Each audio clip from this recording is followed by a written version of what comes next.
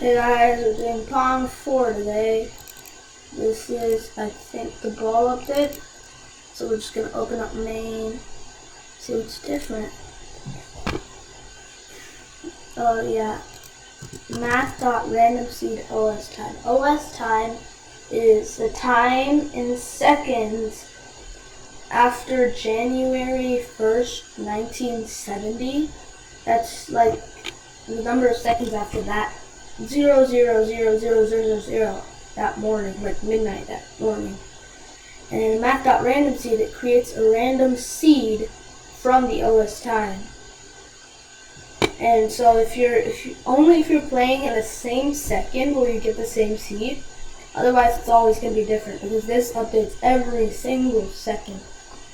So yeah, and then we took out the score font for now.